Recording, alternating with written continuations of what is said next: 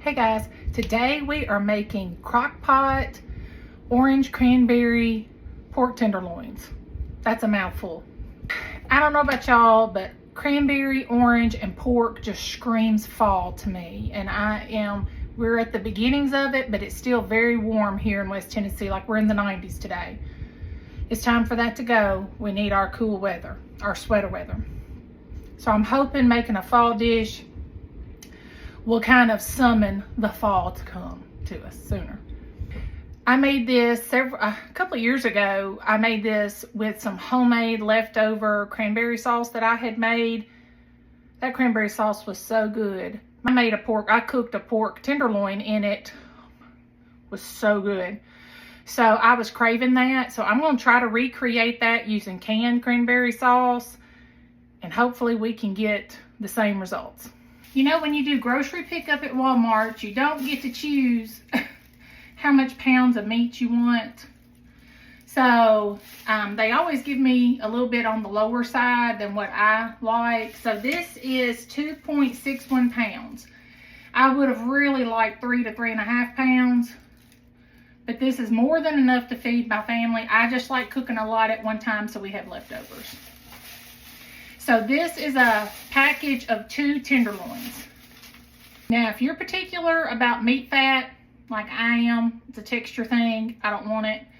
I'm gonna cut off, like, can y'all see that little big piece of fat right there? I'm gonna trim it.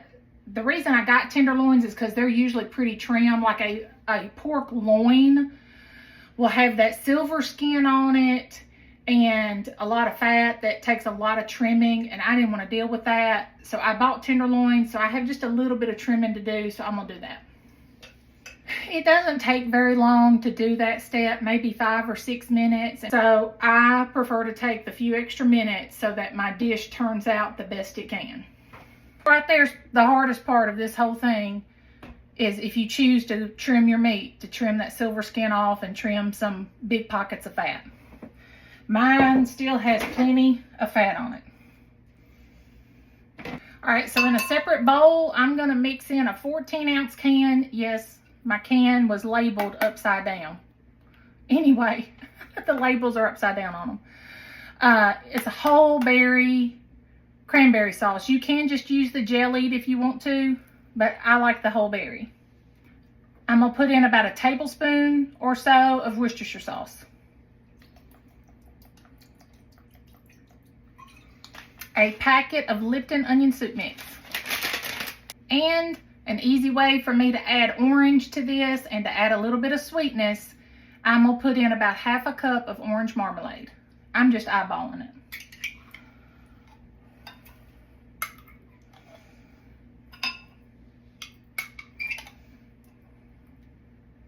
And now we're just gonna mix all this up. Now I'm just gonna pour this over my pork. All right, guys, that's what she's looking like. I'm gonna cook this on low for, maybe 4 hours. I'm gonna check it and see. Right now it's almost 2 o'clock. I got stains on my shirt. And that stuff splashing on it. It's almost 2 o'clock here, so we normally eat, between 6 and 7. So my crock pot runs hot. I've told y'all that 100 times. So I'm gonna cook mine on low. 1, because my crock pot's hot. 2, because this sauce is very thick and I don't want it to burn. 3, because pork tenderloins are very lean. And if you overcook it, the meat could get tough. It's not like a pork roast or a pork shoulder that has lots of fat marbled in it, where you can get it up to 200 and 210 degrees and it just melts in your mouth. Well, that's because of the fat content in it. These are lean and they're not going to behave the same way. It will end up shredding up if you cook it too long instead of slicing it, but it will be kind of tough. I speak from experience. Okay. And no amount of moisture or gravy, I speak from experience, will fix it. So I'm going to keep a check on it. I'm home, so I'm going to keep a check on it. I will let y'all know exactly how long I cook it, and This is really not something I would recommend putting in the crock pot first thing in the morning and going to work for 8 hours and coming home. Not with a tenderloin. You could do it with another cut of pork, you know. But if you're going to use the tenderloins, this would be something you could maybe put in your crock pot at lunchtime, put it on low, and then it'd be ready for supper. But when I check back, I'll let y'all know exactly how long mine cooked and what the temperature it got to and all that. So I will check back with y'all in a few hours. Hey guys, I'm back. It is dinner time here at our house. I know my face is red. I'm hot. I've been cooking. I've been outside. I'm hot. Anyway, so I wanted to give you an update on the cook time. Mine got to temperature after 2.5 hours. Mine was running between 145 and 155. That's perfect. So I turned mine down after 2.5 hours. Excuse the loud TV in the back, my son. After 2.5 hours, I turned it down to warm and then just kept it on warm till I was ready for supper, because that was like at 4:30. We weren't ready yet.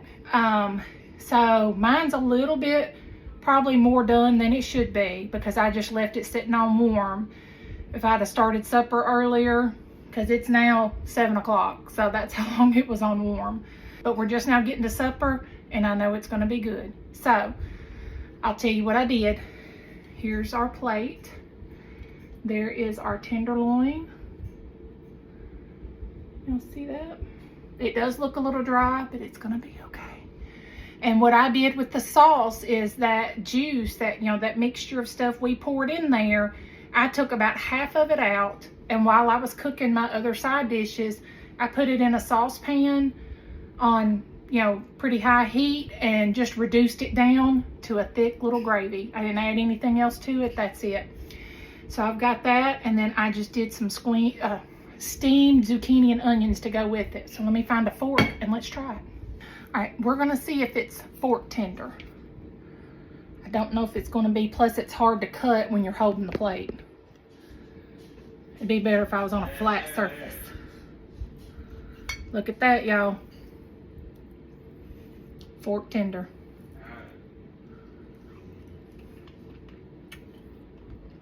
Oh my gosh.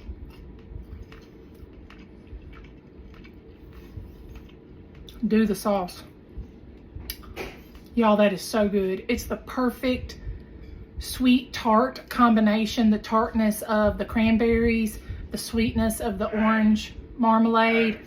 I can taste the orange. I can taste the cranberry.